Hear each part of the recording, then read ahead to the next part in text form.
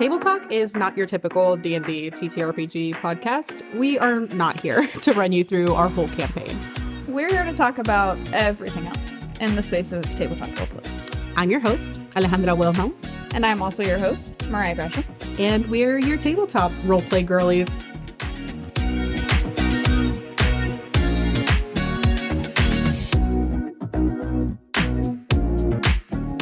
Alrighty, and we are live with another episode of Table Talk. We have a very special guest that I'm very excited for. I'm going to toss it over and have you introduce yourself. Hi, I'm Andie Margolskee. I'm Margot Mods Games sort of everywhere on all of the social media because we can't stick to just one. I do a lot of writing. In my day job, I'm sort of a postdoctoral research scholar doing oceanography. And then at night and also during the day, I write D&D adventures and some Candela Obscura work with Johnny over at Table Talk. Or sorry, oh my god, Hockey at Speed. I'm on Table Talk. Johnny on Table Talk. Stolen. Johnny Table Talk. Sorry, you've been recruited. You didn't know. Yeah, we formally adopted him. Incredible. Oh, yeah. No, this just keeps adding to my never-ending joke rivalry with Johnny. I'm like, I will supplant Talking XP and just insert Table Talk over all his media. Oh my god. Yeah. We really both did. Start with T's. What am I going to do? Honestly, yeah.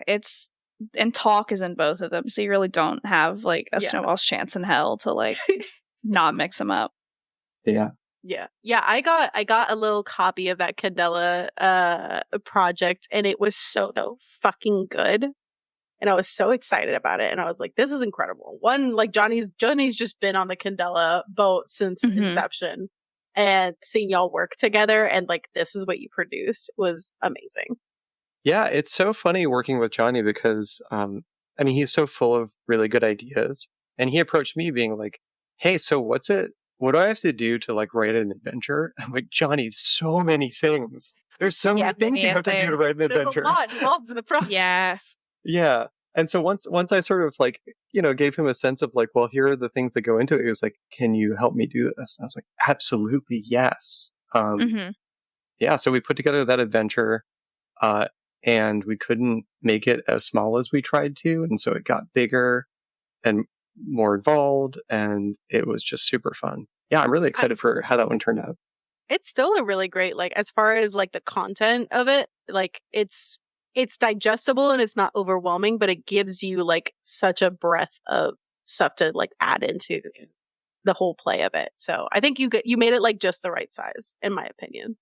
Because sometimes I get a little bit like one pagers are nice because they're quick and easy for when you need it. But I'm like, I need a little more meat on the bone for me to play you want a little more room to run and a little more things to pull on and weave and stuff.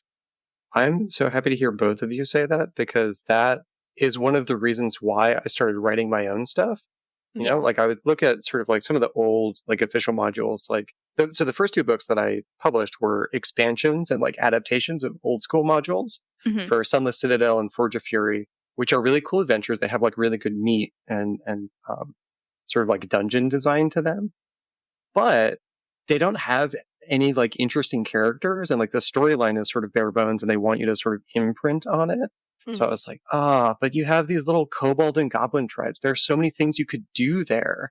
What if there's this guy who's like running a coup? What if they're having a little war over this tiny dragon? Like there's just so much more you could do. Yeah, absolutely. Yeah. And like, I think especially for in the beginning when you're not used to running your own stuff, like having handles to cling to is really nice. And then as you start like developing that muscle, you can kind of be given like a small post-it note that says Boblin the Goblin. And you're like, I know exactly what to do with this. But or you just like take a shot of whiskey behind the DM screen and just hope for the best, like, which is sort of my attitude toward it now. But yeah, 'cause it's like, it's interesting. I think like being a very new DM is always, or GM is always odd and interesting because like from a purely mechanic standpoint, like I would not want to design a dungeon myself. But like if you had that, then like you don't really have to do the role play, right? You could just drag like that section of it. You could just be like, here's the numbers and here's the math and people have this much health and da da da.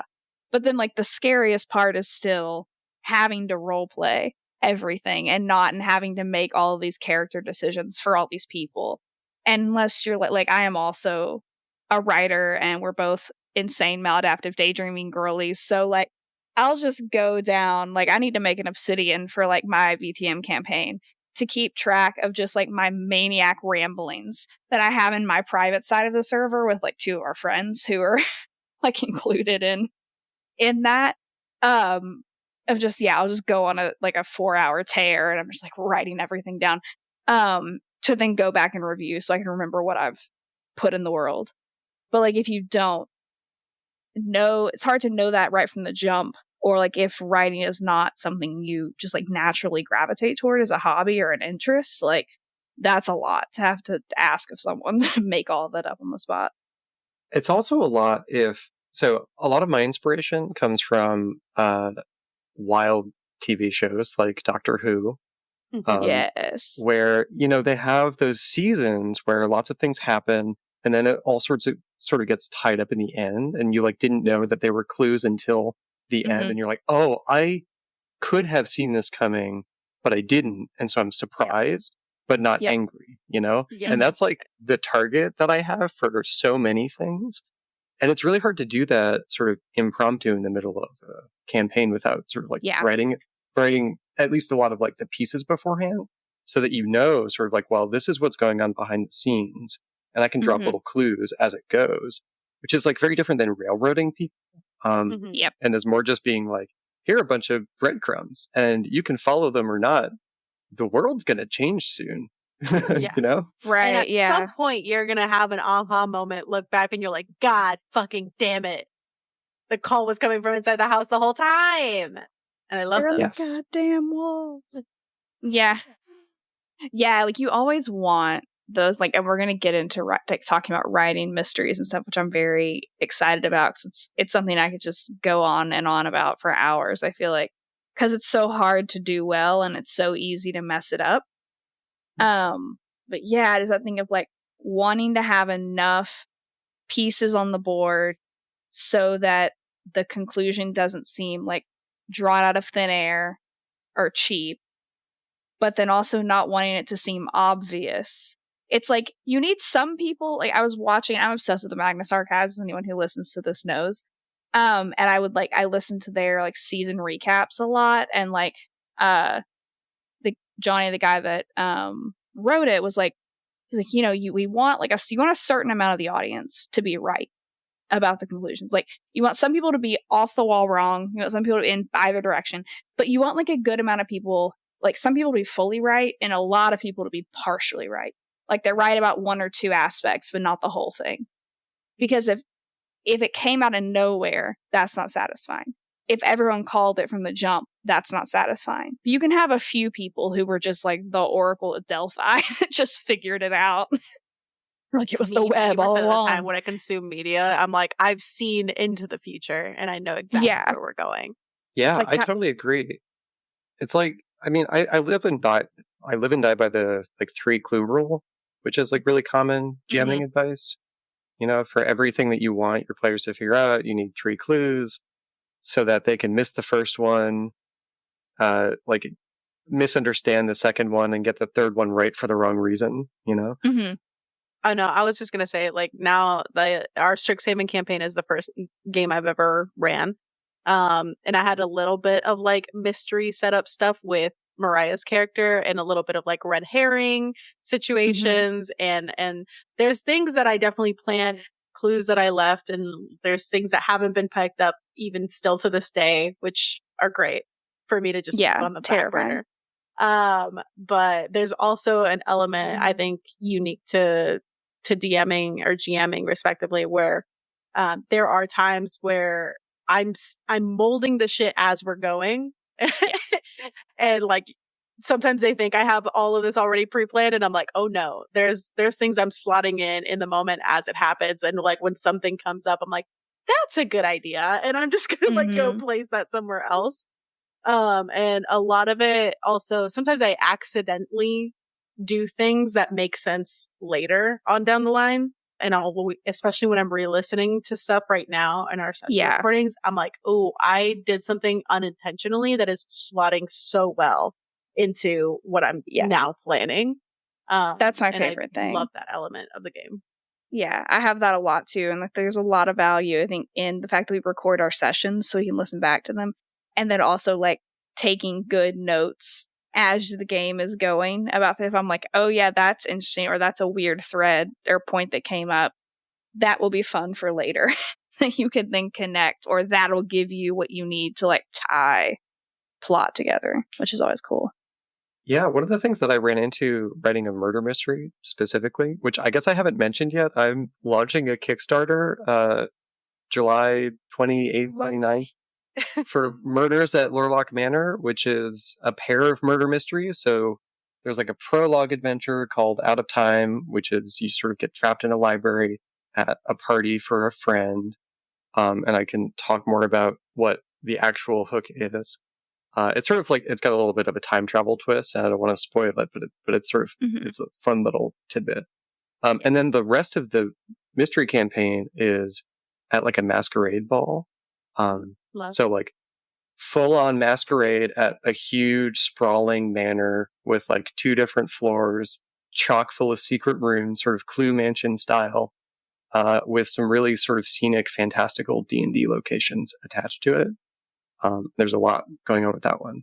But one of the problems that I ran into, which is why I got on that thread for murder mysteries, is it's really easy to accidentally write something in D&D that is really, really trivial, where it's like, there's a murder, somebody died, and it gets just solved with like a single spell, right? Like speak with dead or divination magic, or like speak with plants, like, oh, well, they saw something happen and there was like a vine in the room and you're done. Yeah, the ivy knows all. Yeah, the ivy knows all. Or like, oh, there was a rat. Is a gossip, and that is a canon in my world. So yeah, exactly. And so you know, I had this idea, like, okay, I want to write murder mysteries.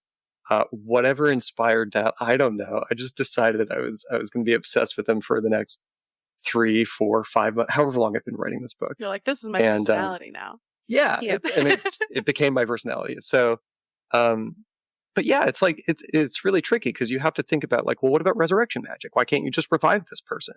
Or what happens if you do revive them, right? Like, you know, because that could be an option. Like, does that deflate your mystery entirely? Or do you have to like remove their soul from their body somehow? Or like make sure that a piece of them is missing? Like, you know, you start thinking about all the weird murder mysteries. Yeah. Or if they come back, are they not all the way them? You know, is it like a reborn-esque situation? Yeah, where like, oh, you think you brought them back, but you kind of maybe sort of didn't. Their memories. Like, did somebody already cast Speak with Dead on them, so you can't cast it because it hasn't been a week yet? You know, like there are all of the sort of like intricacies that you can just solve with D&D mechanics that are really fun. You have to just murder someone that immediately cast Speak with Dead on it and have a really passive-aggressive conversation. Absolutely. Like, do you know why I did this? Yeah. No. You're like, hey, what the hell, man? Just running through, like, what's your favorite color? What's your favorite food? And then as soon as it runs out, you're like, cool, bye. You're like, right. Yeah, but the trick, too, also is, like, make sure that players have a chance to use these cool spells that they chose, especially if you're doing like a one shot where people know they're going into a mystery and it's like they're going to choose the cool mystery spells. And so like, yeah, you could do Speak with Dead on the Corpse and then it doesn't work, but then where does that lead? You've just removed one of their tools. Instead of thinking more like, I'm going to assume players have Speak with Dead. What's a cool thing that they could get from Speak with Dead that doesn't break the mystery? Maybe the person didn't see who killed them, but they have some other. Or maybe they know something about the person that murdered them that you don't know, so their answer doesn't make sense to you yet. You know, like there are a lot of really cool things that you can do to subvert like what people expect to get from Speak with Dead, and spells like it. It's not the only one, but it's the most obvious. Yeah. We had a murder mystery in one of our home games situation, and then I'm the paladin, and so I'm the cleric, sorry.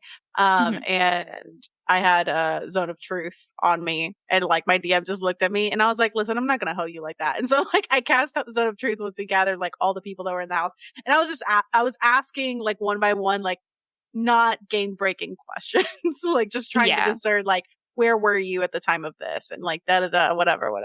Because like I was like, I'm not gonna fuck up your mystery like right here from the jump. And then eventually he would, like the thing I like that he did was like he did something where suddenly like someone started like throwing up because they were poisoned, and then the body was gone, and then like everybody's scattering, and we couldn't contain them. And so like now, there's ways to kind of shift the scene. And still include like parts of that, and also like don't be shitty as a player and just try to like break the mystery wide open from the jump. But I specifically built these mysteries around people trying to be shitty, just as like a thought experiment, almost, not because I expect people to be shitty, but like, can you write a mystery that doesn't break when they are? And the answer is like, you totally can. And one of the things that really helps is if everybody has things that they want to hide, then it's really easy for people to be evasive for different reasons. And as long as those secrets still give you clues to the main mystery, they're not wastes of time. Yeah. But they don't reveal everything. And so that's one easy work. Like let people do crazy shit with Zone of Truth. Yeah, a large portion of them could be innocent, but they got their own fucking tea that they don't want everybody else. Yeah, they're having an affair, or they're whatever that they don't want coming out, and so it's like people seem dodgy for reasons that are totally unrelated. Yeah, or like maybe they weren't the murderer and they like helped cover up the crime because they want to protect the person who did the murder.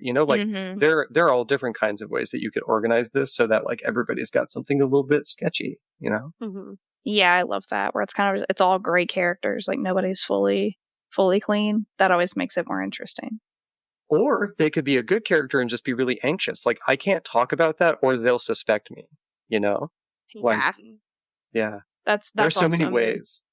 Yeah. Yeah, as you break out in a cold if you're sweat. being interrogated by cops and you're like, I'm innocent, but this is mad nervous, like anxious as fuck. Yeah. Yeah, somebody put you in a magic circle and they're interrogating you now? Like, you're just going to be calm? No way. Yeah, no.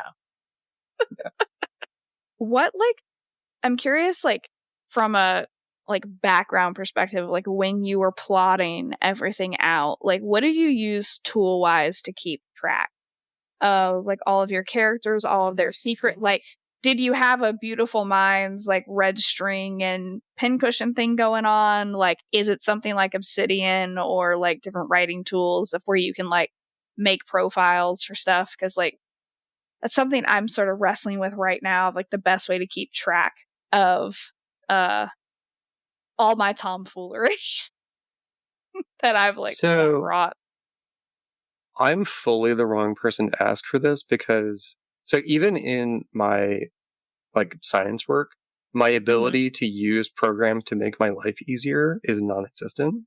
Fair. And so sometimes it's more work and you get distracted by the program. I tried Obsidian and I got so distracted by it and I got nowhere. That's what I'm afraid of. That's why I haven't started using it. So the thing that I did, which, your mileage may vary, is I just tried to break down what I needed for each character. So the way that my writing always starts is I have some central idea, something small. With one of these murder mysteries, it was okay, both of them. I started with the murder weapon because I had cool ideas for what the weapon was. Yeah. And then it was what kind of person uses that murder weapon? Why would they do it this way? What does that mean then? And then just answered all of the questions, spiraling out from there. And for each character, I just decided from the get-go, all I really need for each character that's important to the story is, how are they related to the murder victim? How are they related to each other? What is the secret they're trying to hide? Or what's the interesting thing you can learn about them that reveals more about the story? And who do they suspect and why? And where were they? Mm-hmm. And so I just started filling out for each NPC those things and then just iterated on them until it sort of matched the timeline, it matched the story that was unfolding, and then at that point you have a book, Yeah, that's very similar to what I do with VTM as well. Of I'll write notes and when a session ends, I'll write up okay, I need to figure out what this person's been doing for 300 years. I need to figure out these people's relationships. What are these people's secrets? What do they have that's letting them keep this position of power? And then like I have my little running list of notes I need to make that then I will right now I just dump in a Discord server because I don't have a better place to put it. Yeah. Maybe I'll try Obsidian. I also think I'll probably just get distracted by the big beautiful webs and I'll just like look at other people's big Obsidian webs and I'll never make my own. I think there's a high chance that happens. The only other place that I really do much organizing before I just like port things to Affinity and start laying out is like Google Docs, because then at least you get the like table of contents built in as you do different headers. Like that's nice. I can't do more than that. Like That's anything more than that and my brain is gone. No, I love my Obsidian mind map. I need that bitch to live at this point because my Discord was getting ridiculous. My Discord is so many fucking channels deep, and there's like it's like an iceberg effect of this is all the stuff that my players can see, and beneath the VC chat is just like chaos, the levels of hell. Yeah, truly. And I have like so many other DMs that are in that server that communicate with me in that like hidden section whenever I'm planning or I need help with something or I'm like, they'll watch me start like writing and scheming and they're like, what is this? And so we're having like a whole separate chat whilst I'm like just machinating down there. Yeah. It's chaos. Mine is getting there too. And we're only a handful of sessions in to VTM. And like, I want to do other one-shots that are in that world that flesh out other things. So I'm like, oh, I'm going to screw myself over real quick if I don't get a handle. Yeah, I don't know how people do it. I think with the mind mapping in particular, I really struggle with it. And I think part of it is because, so I have aphantasia, so I can't see like mental pictures of things. Okay, that makes a ton of sense. Yeah. Yeah, like it has no visual information in my mind. Like I can think about like momentum and like, you know, I know where things are in my living room, you know, down the hall, but I don't have any like visual information. Everything is like an invisible thing where I know where they are. So I am the opposite. I almost have a photographic memory. Like I can stare at a piece of paper for a long amount of time and not look at what the question, like if it's like a test or something, until like I could stare at a sheet that had answers on it. And I could tell just like where the shapes were on the page, what the answers were, if it was the same document. Like it's not fully photographic, but it's damn near it. I mean, what's really interesting is when I was in school, I would remember where things were on the page, not like what it looked like, but I'd be like, I remember reading about it on the bottom of a page after I had just learned this other thing. And I would that would like jog a memory. It's like trying to like piece together, you know, where you it's so interesting how brains like how the synapses connect and it's like where stuff comes in. I'll straight up be listening to music and I've fully experienced a movie in my head and I'm like, wow, I've been driving this whole time and I registered no information. I feel like that sometimes. I'm like, who's been driving this car? Because it's not me. Who's been stopping at these red lights? Yeah, I've been on autopilot. I've not registered a car near me at all. I don't know how I even made it to my destination because I've literally just been having a whole music video happen in my brain. I would like when I was younger, and I still do it sometimes at my parents' house now, but we had a porch swing on the house that I grew up in, and I would do that. I would go and sit on the porch swing and swing it really high and listen to music and just go into the depths of my brain. And like my mom would like knock on the window or something and scare the hell out of me. And I would jump out of my skin because I'm just like yeeted back out through the multiverse. Truly. Which is so wild to me. Have you watched, do you watch Dimension 20 at all? Yeah, Dimension 20 is like one of my go-to sources of inspiration, which is part of why I cared so much about having interesting characters. Yes. Have you seen The Mice and Murder? I have it. Yeah. Okay. Oh, what are your thoughts? I've not watched that because I've heard mixed reviews on it. So yeah. What do we think about it? Especially from like a mystery writer perspective. I'd love to know.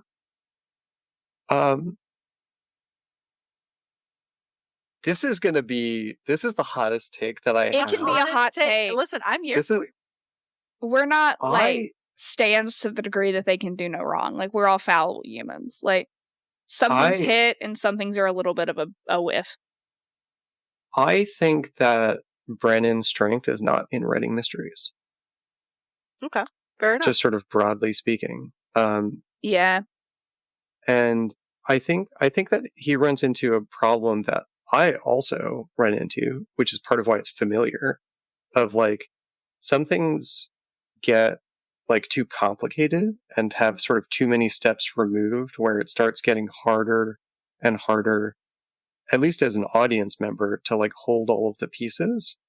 Yeah. But I don't remember if that happened with Of Mice and Murder, but it happened certainly with like the most recent season for me, where I was like, I can't keep track of like the different tongues and like all of the pieces of what people do and don't know, and just like all of this stuff. And like as a player, you can probably track it, but yeah. I do actually agree with you as far as like I've liked a lot of things about Fantasy Eye, and like I'm not completely, I'm a little bit behind. I'm probably an episode or two behind now. But like there was, especially in that mid-season, where I was like, there's a lot of content in play. And I could see like even the cast like trying to sort through, and it's like there's so much on the board that it feels cluttered almost. And like I think that is in some ways a strategy of like you dump a lot of shit on the board to confuse people. And it's like, okay, well, I think like Brennan had a bit of like in an adventure party where he said something to the effect of, he's like, well, you know, like some things are just happening in the world and they may be good or bad or ambivalent, but like they're just things that are happening in the world and they have nothing to do with the mystery. Yeah, not everything is going to be connected to each other. And some of that may also be like the way it's edited on Dropout. Like if we were sitting in a game or something, that may be different. But yeah, it did get, there was several points where I was like, I couldn't tell you to save my life all the pieces that are here. I'm like at any point, and it didn't like break it for me, but I do get where it's something like Fantasy High, like the mystery is in one element of a lot of different like styles of storytelling that's going on in Fantasy High. And I think that's why I haven't watched Mice and Murder, because that was really like the mystery was carrying it. That was really the only thing that was happening. It was a very like Clue-esque thing from what I've heard and read. And so I was like, I don't know if that would be my favorite thing because of that. But also like, I think it is a thing of like, I identify with the struggles of trying to do it well. And so it's easy to criticize it, but it's also because you see it, because you're haunted by the same fucking demons. So you're like, I see when like someone's letting something through that I'm actively fighting to not let through, if that makes sense. Yeah, I think that one of the solutions, and this probably wouldn't work so it's Fantasy High junior year is like a pretty long season, right? It's like 20 episodes for one mystery. And so there does need to be a lot going on. Sure. But like the way that I was thinking, but the way that I was thinking about mysteries in general was like, I like being able to pull on any of the threads and unravel it, right? Where it's like, you have the choice of what thread to follow, but all of them are going to unravel it in a different way. Eventually. Because like, eventually, yeah. And so like you can follow sort of any of the little threads and you will get to the mystery solution. Like an all roads lead to Rome situation, no matter which way you kind of head kind down. of. Yeah, I like that from like a writing craft perspective. Like there is a high degree of like thought and craftsmanship and talent in structuring it that way, which I think with writing mysteries of like, it is a capital C craft. Like writing is, but like writing a story is different than writing a mystery, because you do have to know at the onset what is going on the whole time.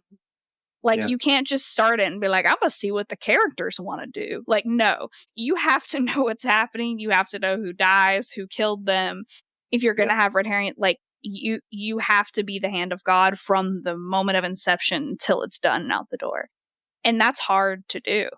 So the mental image that I always have for like this mystery is, so for the masquerade ball, so imagine like the Russian nesting dolls, except the first layer is just like a bundle of thread. And so you like pull on a thread and then you see the thing inside and you're like, oh, that's really cool. And then pops open and there's another thing inside. right? So it's like you Yeah, you unravel just this keep complicated going. mystery around the end, and then once you're there, there's momentum to like finish the rest. Gotcha. Because you have like a bunch of little victories as you go, so it kind of pushes you forward.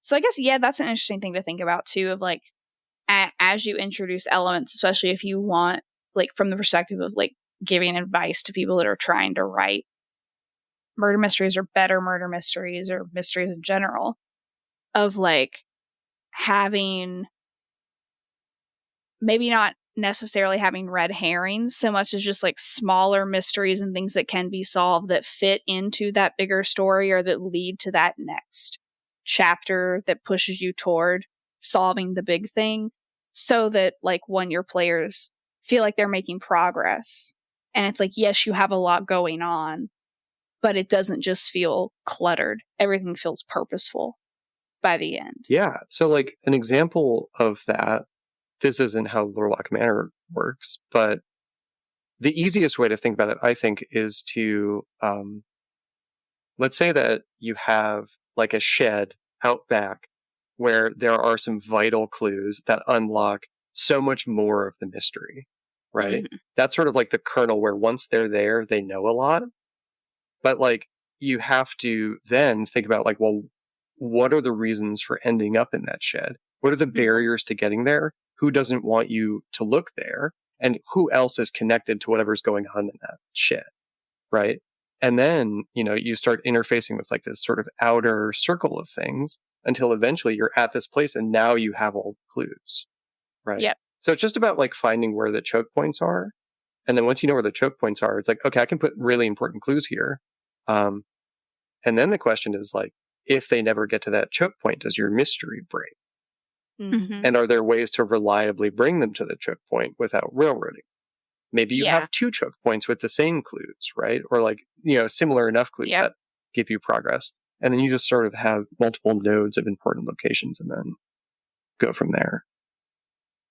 Yeah. I'm currently having a little bit of a moment in our campaign because we do have some mysteries just related to, like, we just got over a ball season. There was lots of tomfoolery and shit going on in there. And the main player whose arc this is, they were at like her ancestral home was where this was being hosted. And there's definitely certain points and this is more of a D&D specific struggle, is when your characters or your players don't make the checks that you really want them to make. Yeah. And you're like, I will throw an inspiration on you. I will give you advantage. What the fuck do you need? $20? Like, I don't make your dice roll better, please. And the dice roll how they're going to roll. And sometimes you can't justify giving them the thing that you like kind of need to advance it a little bit. So there's definitely a couple points where there was like some missed opportunities, but I'm trying to find ways to rework them, or give her another opportunity elsewhere where it would make some sense, for her to glean that information and hopefully like get it that time, or just have her in a situation where she doesn't even need to roll and just gets the information. Yes. And that's a struggle for me right now. I think my favorite solution for that, so there are sort of like different classes of solutions. One is just give them everything with a skill check, right? Mm-hmm. If they're investigating the room, just make it take some time. That's one option. The option that I like more is like have a table of like, what do they get if they roll a 0? And it's still a useful clue, right? Mm-hmm. And then what do they get like from 5 to 10, 10 to 15, 15 to 20, and then on like 25 to 30, what's the like wild Sherlock Holmes level deduction? The god tier, bust that shit wide open. Yeah, exactly. Yeah. I think I definitely did like when she was, for example, like in her family archives and she was like investigating some stuff. That was and brutal. It was painful for everybody at that table. It was hard to watch. Everybody's like, please, goddamn, just look at something. Like, do you need incense? Do you need? Yeah. Do we need to say a Hail Mary? Do you need new dice? Something. Like, what do you need? A Reiki healing? What do you need? Reiki healing. But she rolled what she rolled, and it was like not necessarily a groundbreaking discovery, but it was definitely enough of a information on her mother. She found her mother's old file whenever she was going to be married to her father or something. And there's little tidbits of information there. And it's enough of a clue of hey, if you start digging a little deeper in this direction, you're gonna get somewhere, But yeah, I definitely agree with still give them something, even if it's a low roll that can at least get them on the road to where they need to go. And I'll figure out ways to fucking throw that shit at her one way or another. I had I had a similar situation in VTM where it's I needed. So the characters are getting a journal that actually the journal was made by all these characters former lover when she was immortal, who that was 400 years ago. So we assume that man's dead. Oops, he's not dead. He's still around. We found that out later. But everyone was rolling for different things. So I was our character that has good, I will, everyone's rolling separate dice pools and don't ask me why I have these standards. Just so we have a character that was rolling an 8 dice pool to read through and interpret the journal and glean information. So I was that'll be fine. And I'm all I need fucking Ollie's character to do is take a long look at the bottom left corner of the leather on this journal and see the maker's mark and recognize that was her lover's maker's mark. And I'm Ollie's looking at my stat sheets. I stared at that character sheet for a solid 3 real human minutes. Just trying to figure out what the fuck I could get her to roll. Because Ollie's character, Revna, has good stats to kill things, to fuck women, and to scare men. That's about it. That's about it, Chief. That is all I came here to do. Yeah, and Ollie was there. She's can I seduce the book? I'm it's an inanimate object, so yeah, I'm not one to yuck yums, but no, you cannot. I just need you to look at it with your eyes and draw a conclusion from your lived experience. And with a 2 dice pool. And so I was just the highest pool she could get was a 2 dice. And I'm just take a specialty dice and don't fucking ask me why. And you're great, fine. I've never known a question in my life. Because it was tied to her background. And I don't even remember what you rolled. I blacked out at that point. I already decided. I was I need to tell you that it was your former lover's mate. I'm I'm just going to give it. As long as you get a success, I'll give it to you. And I'm no one's listening to this game. I can fucking do what I want. But I was it was so bad. I was I need you to know.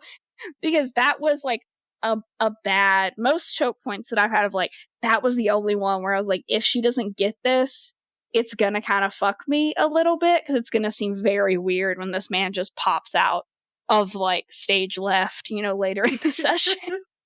But I was oh my god, yeah, that was rough. That was brutal.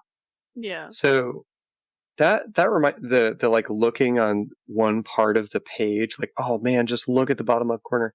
It reminded me that one of the things that I was thinking about, I had played a lot of Baldur's Gate 3 before writing this book.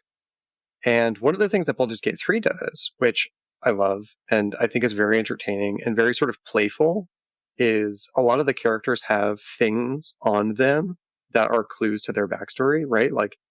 Astarion obviously has the vampire bite. Or Gale, you can see just the beginnings of the magic circle. It's oh, I wonder what that is. And so the artist that I was working with for this book, her name is Chelsea Crane. She's incredible. We were talking about some clues to sort of work into some of the character portraits. And I don't want to say what they are, but I just think it's really fun when you're working with someone who makes such cool shit that you can be hey, make sure that you include this one. A little sneaky. Yeah. I love that. Yeah. That is really sick. Yeah. I want to you remember those old school I Spy books that we growing up you have in the library or whatever. I feel it's that. Girl, I was a Nancy Drew kid. I loved those. My favorite one was the haunted house one, the spooky one. That was my favorite. I played the shit out of the ski lodge one. I had that bitch down packed for some reason. And then the one where she's in Paris destroyed me. Every time I had to make a latte or do a photograph, I was killing myself. Yeah. Oh god.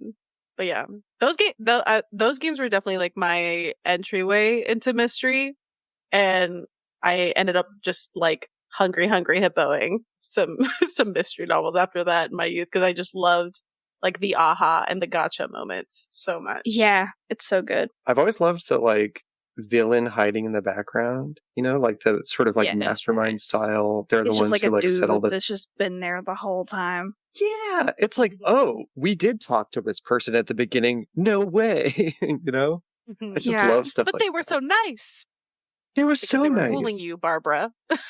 Yeah, They're just a dude just sitting there like eating mashed potatoes, seemed to be minding his business, and it's like, no, that's the dude, that's the guy. He's just been watching.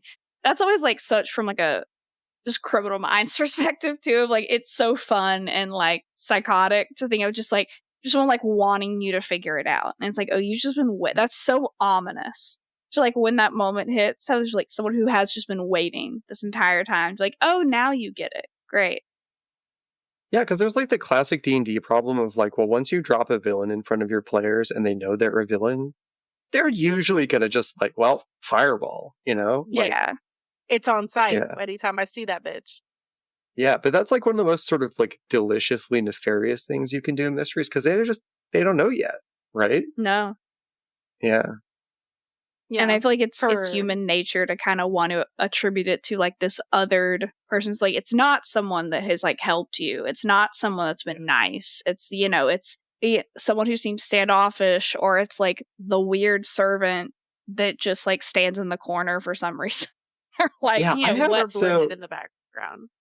So two of the characters in the prologue adventure, I think, are my favorite characters in the book. One of them is this bugbear maid. Her name is Batty. Everybody loves her. She's just like the nicest, absolutely massive bugbear with like calloused working, shoulders and like fingers. And she's just like, everybody loves her. And it's like, well, she could be the murderer. And then like the other character that I absolutely love is this man who's attending this party for Professor Fidbark, who's the one who like invites everybody. And he absolutely hates Fidbark. Just like is like, the dude is the worst man on the planet. I'm here under duress and I'm angry. I'm here. And he's just like so fun to play. Yeah. And like finding out why he's there, it's like, yeah, that's important information. Like that's fun to play with. Yeah. And it's like, no, maybe I'm not the murderer, but I just fucking hate the guy. I'm allowed to just fucking hate the guy. Or maybe he is the murderer, right? Because like, playing with like people's expectations is really fun because it's like, oh, well, he's too angry. He can't be the murderer. Couldn't he? Who's to say? It's like, who's to say until you find out? Yeah. Ooh, I have a question for you, Mariah, because again, for her arc, I did like a little bit of red herring situation, because it was mostly set in Witherbloom, which is like the more naturalist magic campus, and there is a Dean of Decay and a Dean of Growth. The Dean of Growth ended up being like the baddie, and the Dean of Decay was my red herring. At what point, like in that, did the switch flip for you that it wasn't involving Valentine? So I think it's interesting because I have to separate like me, Mariah, myself, and then like me playing as Anya. Because like Anya firmly believed it was Valentine, I think, up until that like we did those starting investigation checks, and like I realized like another dean who is like her godfather because her parents are dead through like very tragic circumstances because of the Dean of Growth, like wasn't including Lisette, the Dean of Growth, in any of these like secret planning meetings. That was one where like I think I really started to be more suspicious of Lisette. It started for Anya. I think it locked in for me, the human, then. Because even then, like, I always thought Valentine was too easy. I was just like, yes, he's big and he's creepy, and, like, you don't know anything about him. He's kind of a wild card, but, like, that's too easy. And it wouldn't be satisfying. And so, like, I was like, there's something else going on. And like, I think initially I thought it was a little suspicious, like the speed at which, let's say there was like an incident on the Witherbloom campus where like my character almost got ganked by a corpse flower. She has a lot of plant-based trauma now. But like, I thought it was really suspicious how fast Lisette got there. And it was like, well, she's on campus. And I'm like, yeah, but she was there like Usain Bolton it just through the like she was like right there. So I was like, that's a little weird. But yeah, I think definitely when we found out like, oh, she wasn't being in, like she was at this parent teacher meeting we had, but then the planning meeting after that when Lisette wasn't there, and I was like, ooh, it's definitely not Valentine. But I think for like my character, it was a little later, and I don't think it fully locked in for like Anya until like Callista and the other like a guild master who was working with us started expressing like suspicion about Lisette. I think that's probably when it locked in each like respectively. Hell yeah. That's good for me to know because like it's so different like running it from the back and like knowing the things that you know, and you're like, at what point am I like divulging the plan? At what point is it being understood by the players? Yeah, it's hard. Like, when am I catching y'all off guard for certain things? So that's good to know. I can relate so much with that struggle of like, how close are the players to figuring it out? Mm-hmm. And like, my proudest moment as a GM was I had like decided at the beginning of a session, like, okay, this is when they're going to get like the big reveal.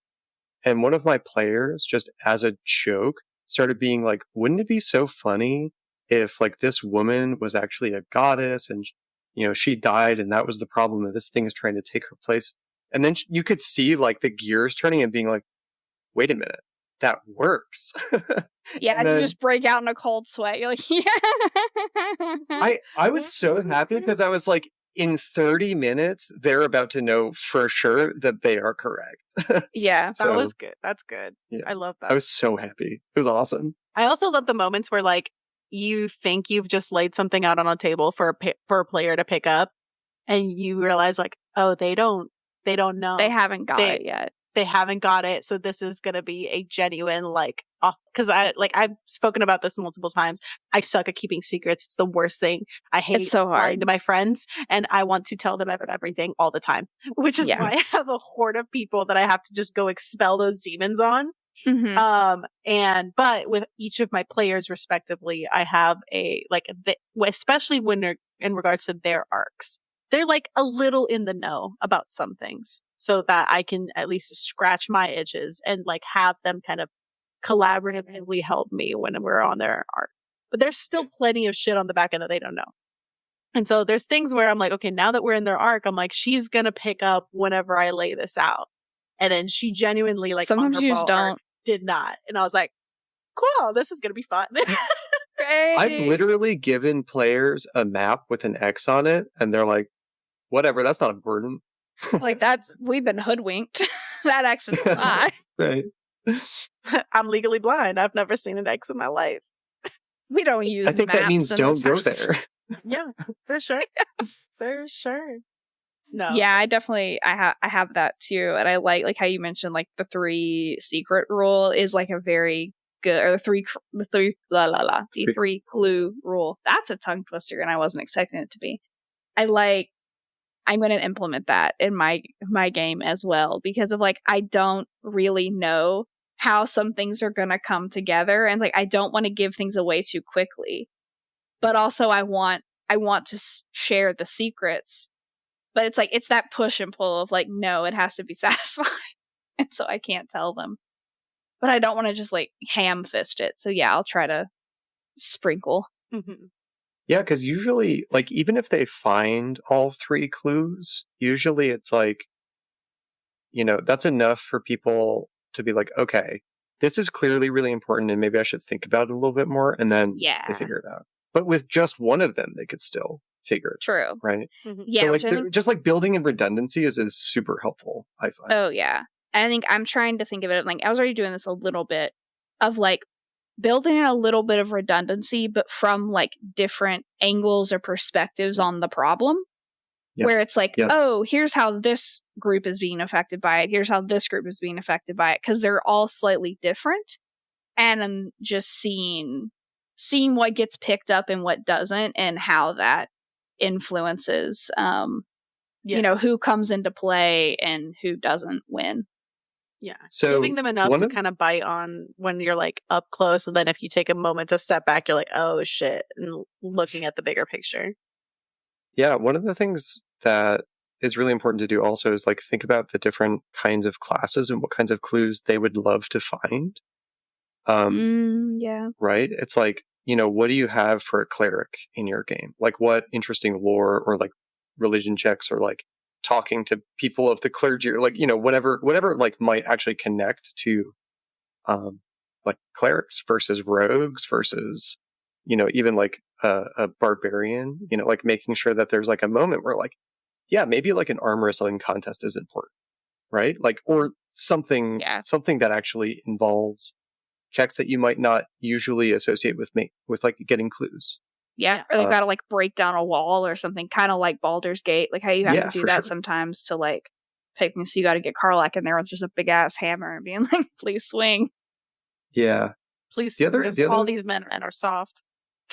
The other thing that I ran into, oh my god, the other thing that I ran into is I have some players who hate talking to NPCs, and I have some players who love talking to NPCs. And it's like the players who don't like talking to NPCs just want to like poke at stuff and look around. Mm-hmm. And so it's like the mixture of like making sure that the people who are talking to people are getting something, and the people who are just like, well, what's cool in this room get something too. Right? Yeah. Yeah. Adapting to like the style of play of the people that are there. Yeah. Because like the players that I'm thinking of that most dislike talking to characters are also the most excited when they find a secret room. Yeah, right? When you find like a weird slidey bit or a switch or something, where it's like, ooh, there's that bookcase is actually a door. Like, and it's nice to have both too, though, because those are fun to write in, but you don't always know if they're going to get found. So it's nice to have people like, oh yeah, these people are going to talk to NPCs, and I'm going to get to drop things here, and then there will be somebody scouring this room for like a hidden button because they are going to be avoiding social interaction. And good for them. It's so fun. It's so fun to have people like walk into a kitchen and be like, you see all of this amazing food cooking, but you smell nothing. And then it's like, what? Yeah. Right? And then they go poking around. That's weird. That's ominous. Yeah. Well, I mean, because it could all be illusion magic or like, something else, right? Like maybe something robbed you of your sense of smell. Yeah. Like there are a couple of like different things that could be happening, and it just immediately prompts like, what is happening in this room? A little bit of panic. Yeah. Where it's like, oh my God. Yeah. Yeah. I also love the moments of like in the other end of it, of the people that are talking to the NPCs. Because I love playing a face character. I love talking to NPCs. I love like immediately getting the tea on whatever the fuck is going on.